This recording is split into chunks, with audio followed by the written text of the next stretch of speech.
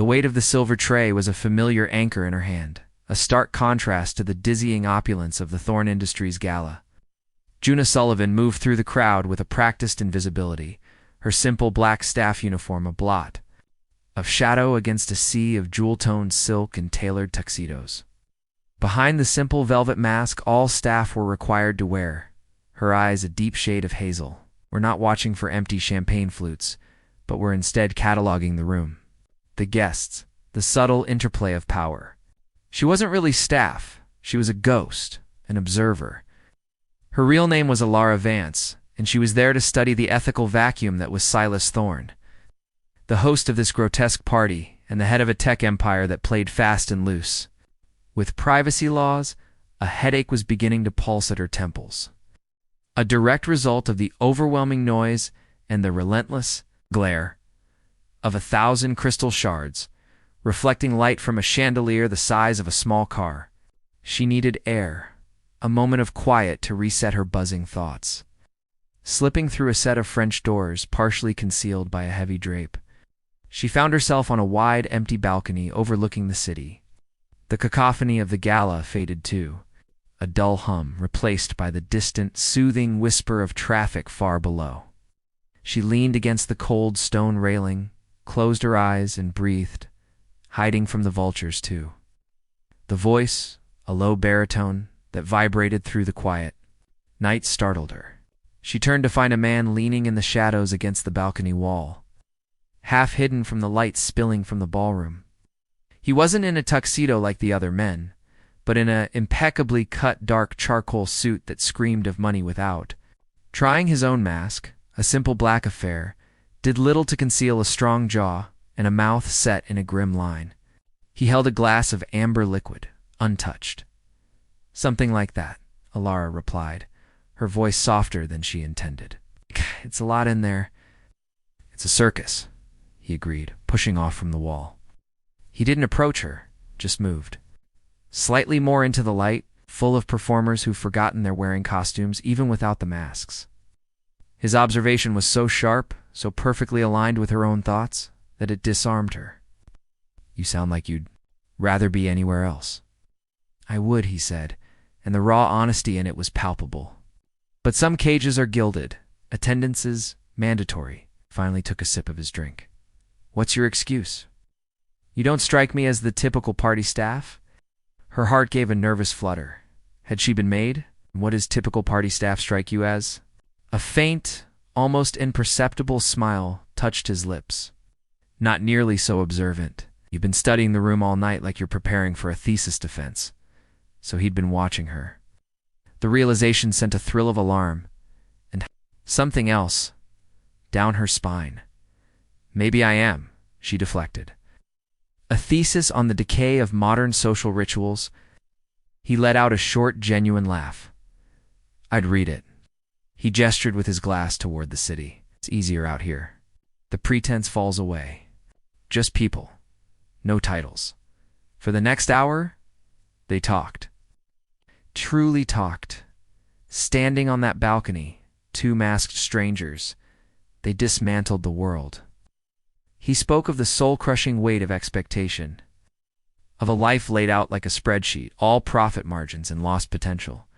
She spoke of her passion for ethics and innovation, the fear that technology was racing ahead of humanity's moral compass. Careful to phrase it as a personal interest, not a professional pursuit. The connection was immediate and intense, a meeting of minds that felt more intimate than any physical touch could be. "I should get back," she said eventually, though every fiber of her being resisted the idea. "They'll notice I'm gone. Let them," he murmured, his voice closer than she expected. He had moved away from the wall without her realizing it. The space between them crackled with a sudden charged energy.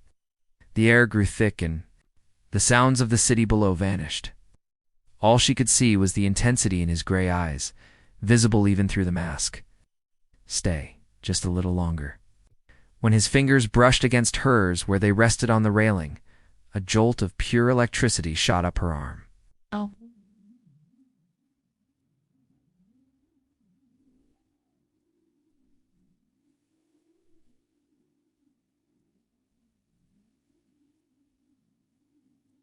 She didn't pull away. When he reached up and gently, so gently untied her staff mask, letting it fall away, she held her breath.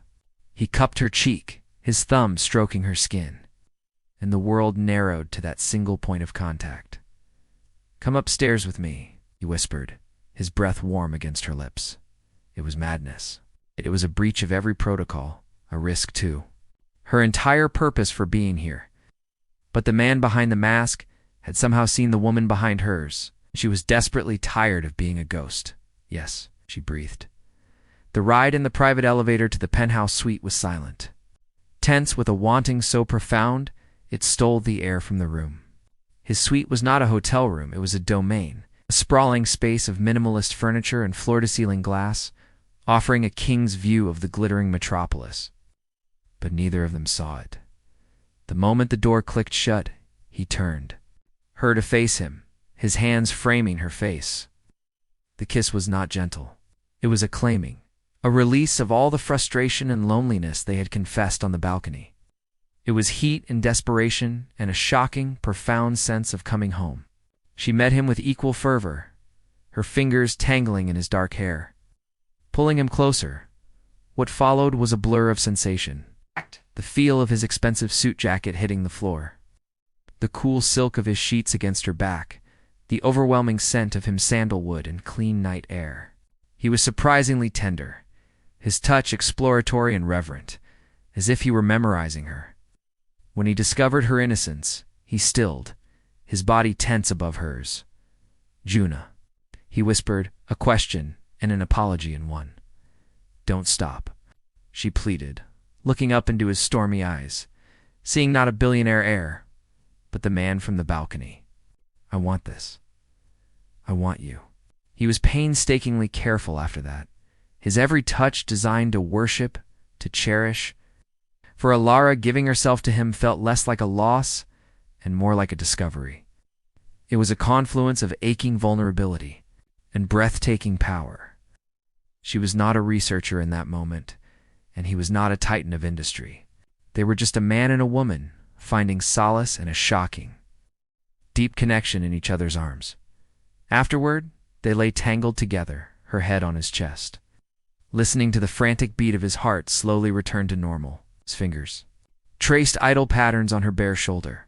"Stay," he murmured into her hair, his voice thick with sleep. "Please, until morning." Exhaustion and a feeling of safety she hadn't known was possible pulled her under. She slept deeply, curled against his side, but as the first hints of dawn painted the skyline in shades of rose and gold, reality returned with the cold light.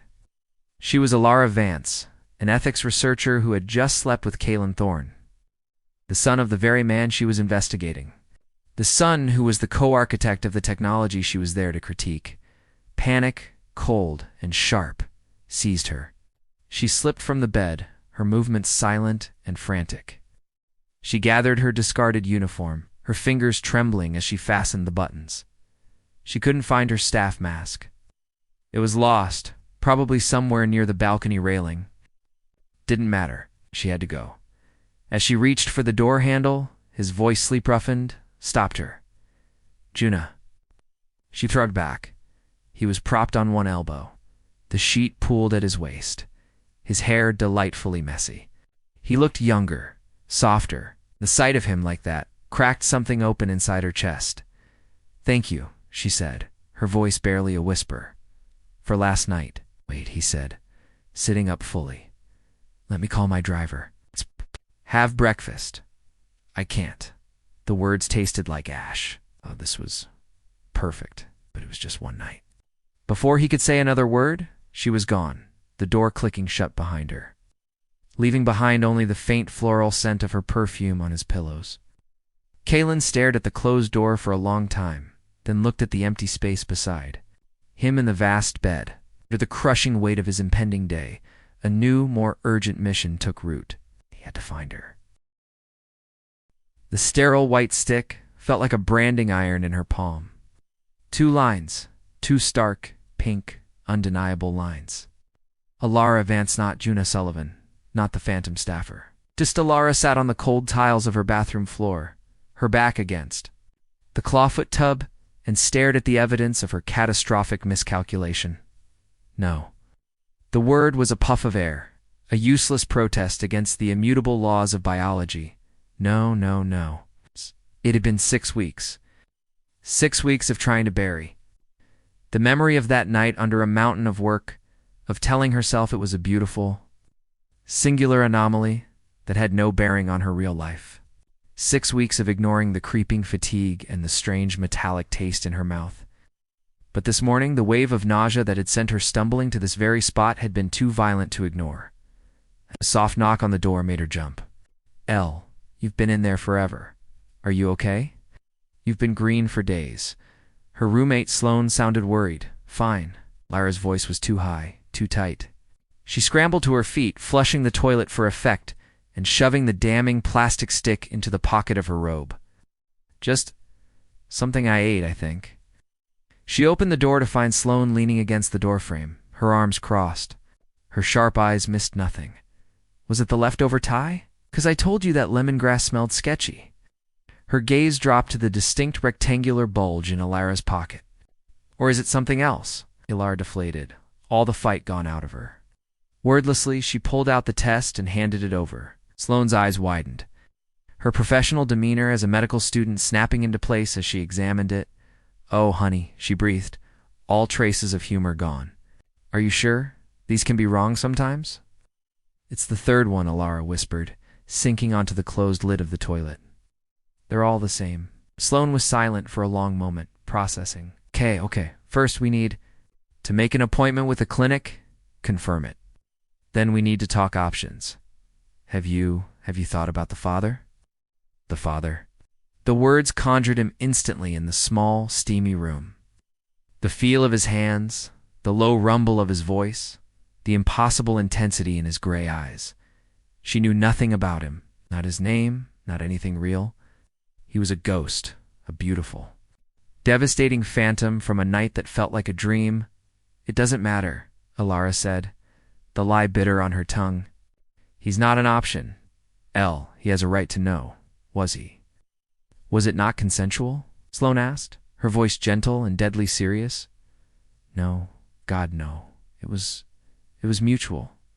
But it was one night. He's not from my world, Sloane. It's complicated. Complicated was the most colossal understatement of the century before Sloane could press further. The intercom for their apartment building buzzed, a harsh grating sound that shattered the tense silence. Ilara jumped, her nerves already stretched to their breaking point. I'll get it, Sloane said, giving her shoulder a reassuring squeeze before heading into the living room. Ilara stayed put, trying to steady her breathing. She could hear the muffled crackle of the intercom in Sloane's voice. Hello? Yes, she lives here. Who, may I say, is asking? A pause. Then Sloane's voice changed, became cooler, more guarded. One moment, please. Sloane appeared. Back in the bathroom doorway, her expression unreadable. There's a man here, says his name is Kalin Thorne, says it's urgent. The name hit her like a physical blow, sucking all the air from the room. Kalin Thorne, son of Silas Thorne, heir to the Thorne Industries empire. The man whose privacy protocol she was currently writing a damning critique of. The father of the child growing inside her. Her legs gave way. She would have collapsed if she hadn't already been sitting down. The world tilted on its axis. He hadn't been a ghost, yet a name, and it was a name that carried more weight and danger than she could possibly fathom. Double quotes. Sloane's voice was sharp with concern. You know that name? Oh. You're white as a sheet. Who is he? Don't let him up, Ilara gasped. Tell him I'm not here. Tell him anything. But it was too late. A determined knock sounded at their apartment door. Firm, authoritative. He hadn't waited for permission. I think he's already up, Sloane said grimly, moving toward the door. Stay here. Ilara listened, her heart hammering against her ribs like a trapped bird. She heard the door open. Can I help you? Sloane's tone was ice. I'm looking for Juna Sullivan. His voice. That voice. It was him. It was undeniably him, but the warmth from the balcony was gone, replaced by a cold, hard edge. There's no one here by that name. The staff roster from the gala lists this address. I suggest you let me in. This doesn't need to be difficult. The threat was subtle but clear. Sloane, to her credit, didn't back down. I suggest you leave before I call building security. Ah, you have the wrong address. A beat of silence. Then, his voice lower, cutting through the thin door directly to Elira's soul. I know you're in there. We need to talk now. Driven by a mix of terror and a desperate, foolish need to see him again, Elira found herself moving. She walked on unsteady legs to the doorway of the bathroom, peering into the small living room. Sloane was blocking the door, but Kalin Thorne's imposing frame was visible in the hallway behind her. His eyes locked onto hers the second she appeared. Cold anger in them faltered, replaced by a flicker of confusion, then something else entirely less shock. He looked past Sloane, his gaze sweeping over Elira, taking in her pale, panicked face, her trembling hands, the old worn robe she clutched tightly around herself. He saw the modest, book-filled apartment, the second-hand furniture, the complete absence of anything resembling a corporate spy's lair, the carefully constructed narrative he'd arrived with of confrontation and accusation visibly crumbled. The ruthless billionaire vanished, and for a fleeting second, the man from the balcony was back, looking just as lost as she felt. You, he said.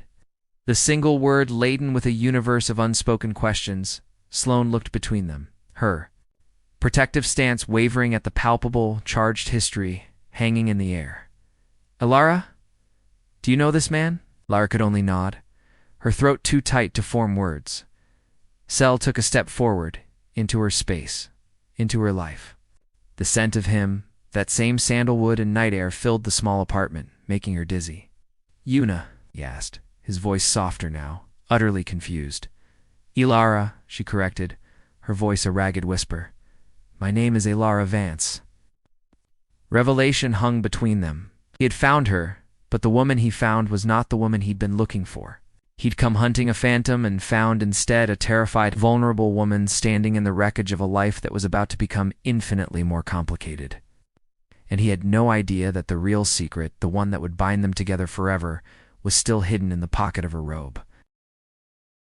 The silence in the small apartment was a physical thing, thick and suffocating.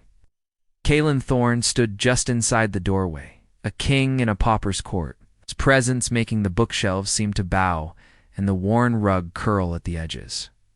His intense gray eyes were fixed on Elira, seeing past the panic.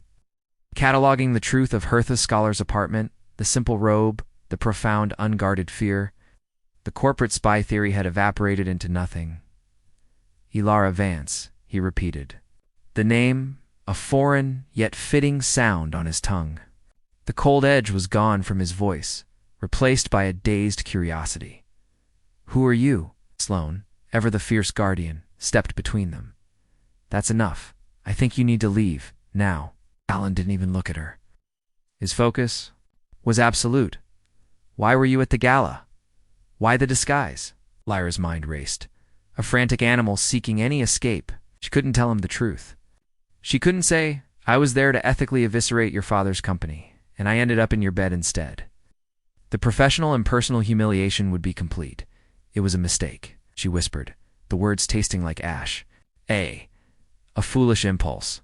I wanted to see how the other half lived. I'm sorry I lied. It was a pathetic, transparent lie, and they all knew it. But it was all she had. His eyes narrowed slightly, but before he could press further, a new voice, smooth as polished ice, cut through the tension from the hallway. It seems the staff roster was more accurate than I anticipated. Though the circumstances are decidedly common, a man older than Kalin, with silver hair and a face carved from granite and contempt, stepped into view. He wore a coat that cost more than Elira's yearly rent, and his eyes, the same stormy, gray as his son's but infinitely colder, swept over the apartment with undisguised disgust. This could only be Silas Thorne. Kellen's body went rigid. Father, what are you doing here? Ensuring you don't make another mess. I have too. Clean up, Silas said, his voice dripping with condescension. His gaze landed on Elira, dissecting her, prizing her. So this is the little phantom who's been clouding your judgment. I expected more. Get out, Kalin said, the words low and dangerous. Not until this is handled. Silas turned, his full attention to Alara, pulling a checkbook from his inner pocket with a theatrical flourish. Let's be pragmatic, Miss Vance. My son has a regrettable history of fleeting distractions. I'm here to ensure this particular distraction is fleeting. Name your price and be reasonable. Let's say $50,000 for your discretion and your immediate disappearance. The blatancy of it, the sheer unadulterated vileness, acted like a splash of cold water on Alara's panic. Her spine straightened. The fear was burned away, replaced by a white-hot fury. You think you can buy me? She said, her voice steady for the first time since he'd arrived. You think I want your money? Everyone wants money, dear, Silas replied with a thin, cruel smile. Especially those who clearly don't have any. This is a courtesy. My next offer will involve lawyers and considerably less pleasantness. It was the wrong thing to say. It was the spark to the tinder of Kalin's own long-suppressed rage. He watched Alara, saw the fire in her eyes, the defiant set of her jaw. He saw not a problem to be paid off, but a woman of principle being violated in her own home by the man who had violated every principle Kalin had ever held. The memory of their night together, of her honesty on the balcony, crashed over him. She was real. His father was the grotesque parody. A wild, defiant idea. Born of years of rebellion and a single night of unexpected truth, took root. It was insane. It was brilliant. She doesn't want your money, father, Kalin said, his voice cutting through the room. He stepped forward, placing himself squarely between Silas and Alara, a physical shield, because she won't be disappearing. Smirk faltered. Don't be more of a fool than you've already been, Kalin. Kalin turned to face Alara fully. The anger was gone from his face, replaced by a startling, terrifying intensity. He took her hands in his. They were warm and firm, and his touch sent a shockwave through her system. Marry me, he said. The word hung in the air, absurd and impossible. Alara stared at him, certain she had misheard. Sloane made a choked sound behind her. Even Silas was struck silent, his mouth slightly agape. What? Alara breathed, her mind refusing to process the word. Marry me, Kalin repeated, his voice fierce, urgent. I know it sounds insane. We've known each other for a handful of hours. But that night, it was the most real thing I've experienced in a decade. My father is wrong about you. You're not a distraction. You're a revelation. He glanced back at his father's apoplectic face, then returned his gaze to her, his eyes pleading, strategizing, promising. He wants to use me as a pawn in a merger with the Croft family. He wants to sell me to their daughter to consolidate shipping lanes. I won't do it. Marry me, and it ends. He loses his leverage. You'll be protected. Your sister will be protected. You'll never have to worry about anything again. It was a gambit. A nuclear option deployed in a war she hadn't known she was fighting. It was a business proposition wrapped in the language of a fairy tale. But beneath the calculated words, she saw a desperate man grabbing for a lifeline. Any lifeline that wasn't the gilded cage his father was shoving him back into. You're insane, she whispered, trying to pull her hands away, but he held them fast. Probably, he admitted, a ghost of that balcony smile touching his lips. But I'm serious. Give me a chance to prove this could be real. Give us a chance, Kalin. You will cease this idiocy immediately. Silas thundered, finding his voice. This nobody will never be accepted. She'll be a laughingstock. She'll be a laughingstock. The board will adapt, Kalin snapped, not taking his eyes off Alara. Or they will be replaced. My decision is made. He was choosing her. Publicly, defiantly, he was choosing the woman from the balcony over his own legacy. The reality of the pregnancy, the secret she still clutched, made her want to laugh. Hysterically, the stakes were so much higher than he could possibly imagine. I can't, she said, her voice breaking. You don't know what you're asking. You don't know me. Then let me learn, he pleaded, his voice raw. Let me in. Silas made a sound of pure disgust. You're throwing away a $2 billion merger for a library assistant. You fucked once. You're even weaker than I thought. The vulgarity was the final push. Kalin's face hardened into a mask of resolve. He finally released her hands and turned to his father. "Get out of her home," he said, his voice dangerously quiet. "This conversation is over. The merger with Croft is dead. And if you ever speak to her or about her like that again, you will find out exactly how weak I'm not." The threat hung in the air, a tangible force. Silas looked from his son's unyielding face to Alara's stunned expression. He saw he had lost this battle. With a final venomous glare, he turned on his heel and stormed out, leaving a vacuum of silence in his wake. Kalin turned back to Alara, his expression exhausted but triumphant. "Well, that's my offer. Protection, partnership, a life most people only dream of. All you have to do is say yes." He had no idea he was offering the world to a woman who was already carrying his heir. The proposal was no longer just a business move or a romantic impulse. It was about to become a necessity, and Alara felt the walls of her simple, controlled life closing in, placed by the gilded bars of a cage she had just been asked to willingly step into. The Thorn penthouse wasn't a home. It was a monument to cold, impeccable taste. Floor-to-ceiling windows offered a breathtaking yet impersonal panorama of the city.